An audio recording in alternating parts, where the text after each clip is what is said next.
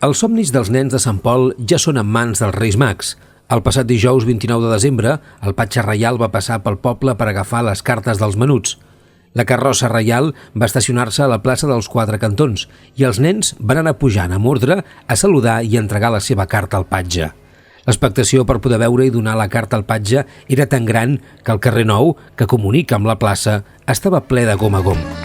Aquí és Nadal i estic content perquè se m'han trencat les ales i la cadència del meu temps diria que no m'atabala.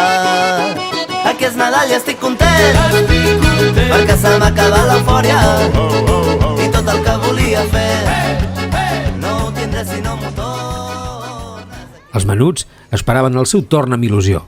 El carrer es va omplir de famílies, màgia i cartes, moltes cartes que ja hauran arribat als Reis Mags.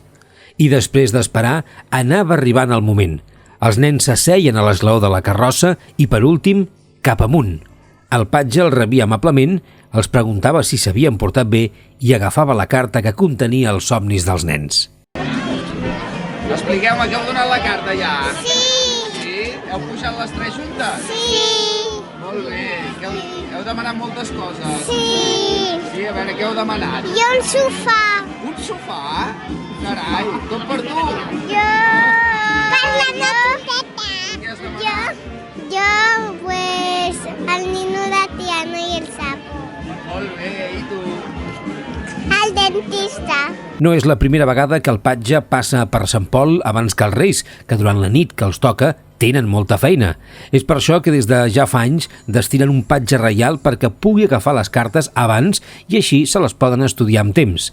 Gràcies a diferents entitats del poble que estan en contacte amb els Reis Mags, el patge reial pot arribar cada any al poble.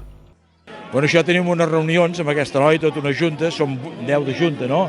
Som 8 o 10 de junta, i llavors s'acorda amb el sindicat, ho muntem tot, i cada any el que ha fet l'últim rei llavors baixa a muntar el del paje real. La jornada va estar activa durant tota la tarda i part del vespre. Els Reis ja tenen la carta i només queda esperar que arribin de l'Orient per complir els somnis dels nens i les nenes de Sant Pol.